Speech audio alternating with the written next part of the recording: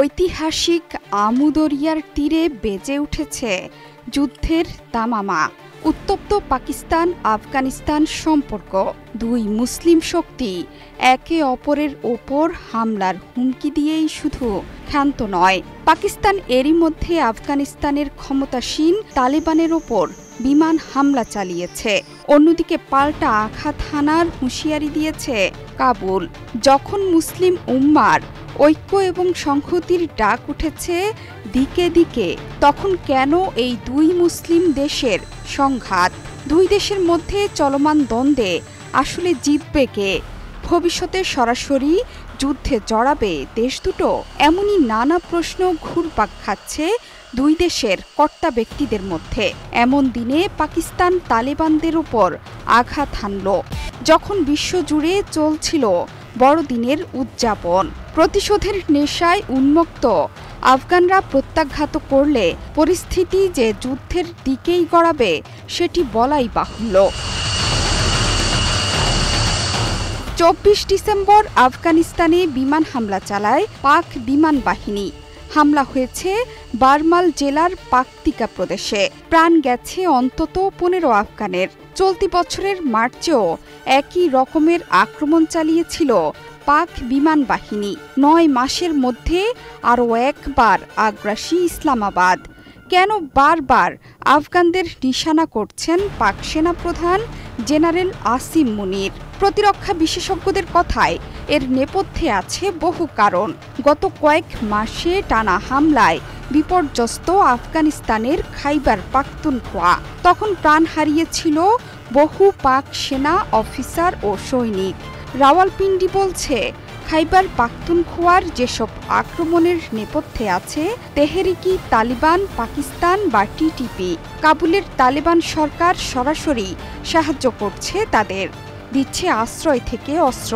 ফলে পাকিস্তানে নাশকতার পর সীমান্ত টপকে আফগানিস্তানে গিয়ে আশ্রয় নিচ্ছে টিটিপি সদস্যরা।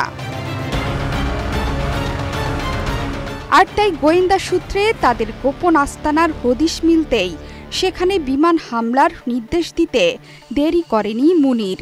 বিখ্যাত আমেরিকান সংস্থা লকহিড মার্টিনের তৈরি F-16 যুদ্ধবিমান এই হামলায় ব্যবহৃত হয়েছে বলে খবর পাওয়া গেছে। গণমাধ্যমগুলো বলছে, ওই এলাকার লামান সহ মোট 7টি গ্রামের ওপর আকাশপথে নেমে আসে আক্রমণ। পুরোপুরি ধ্বংস হয়ে যায় বারমালের মুর্গ বাজার গ্রাম। জেনারেল মুনিরের দফতর বলছে, এতে কেবল টিটিপির গুপ্ত আস্তানাগুলোকে লক্ষ্যবস্তু করা হয়েছে, কোনো নিরীহ মানুষকে উদ্দেশ্য করে হামলা হয়নি। আফগানিস্তান ভিত্তিক উগ্রপন্থীদের কোমর ভাঙতে এমন আক্রমণের নির্দেশ দেয় রাওয়ালপিন্ডি। পাকিস্তানের পক্ষ থেকে দাবি করা হয়েছে, হামলায় টিটিপি সদস্যের প্রাণহানি হয়েছে, ওড়ানো গিয়েছে তাদের প্রশিক্ষণ শিবিরও। 2021 সালে আফগানিস্তান থেকে সেনা প্রত্যাহার করে আমেরিকা। যুক্তরাষ্ট্রের সঙ্গে আগেই দোহা চুক্তি সেরে রেখেছিল তালিবান। সেই মতো দ্বিতীয়বারের জন্য কাবুলের সিংহাসনে বসেছে ওই সশস্ত্র গোষ্ঠী। এরপর থেকেই কাবুলের সঙ্গে সম্পর্ক খারাপ হতে শুরু করে ইসলামাবাদের। 19 শতকে আফগানিস্তানের সঙ্গে সীমান্ত নির্ধারণকারী রেখা তৈরি করেন তৎকালীন ব্রিটিশ ভারতের পদস্থ কর্মকর্তা হেনরি মার্টিমার ডুরাল্ড। তার নামানুসারে সেটি পরিচিতি পায় ডুরান্ড লাইন হিসেবে। 2670 কিলোমিটার লম্বা রেখাটির জন্ম 1893-তে। যদিও প্রথম দিন থেকেই ডুরান্ড লাইন মেনে নেননি আফগানি শাসকরা। আন্তর্জাতিক সীমান্ত নির্ধারণকারী এই রেখাটির দুই পাশেই পশতুন জাতির বাস। আমুদরিয়ার তীরের দেশটিতে তারাই সংখ্যাগুরু। ফলে ডুরান্ড লাইন পেরিয়ে পাকিস্তানের অটক শহর পর্যন্ত জমিকে নিজেদের এলাকা বলে মনে করে কাবুল। কিন্তু স্বাধীনতার পর দেশভাগের মাধ্যমে জন্ম নেয়া পাকিস্তান আবার 1947 সাল থেকে ডুরান্ড লাইনকেই আন্তর্জাতিক সীমান্ত হিসেবে মেনেছে। তালেবান দ্বিতীয়বার ক্ষমতায় আসার পর সেই রেখা বরাবর কাঁটাতারের বেড়া বসানোর সিদ্ধান্ত নেয় ইসলামাবাদ। আর এই নিয়ে কাবুলের সঙ্গে শুরু হয় সীমান্ত সংঘর্ষ। এই পরিস্থিতিতে গোদের ওপর বিস্ফোরা টিটিপি, খাইবার পাখতুনখোয়ায় স্বাধীন পশতুনিস্তান তৈরির দাবিতে পাক সরকারের বিরুদ্ধে সশস্ত্র আক্রমণ শানাতে শুরু করে তারা। অভিযোগ, পর্দার আড়ালে থেকে তাদের ক্রমাগত মদত দিচ্ছে তালেবান সরকার।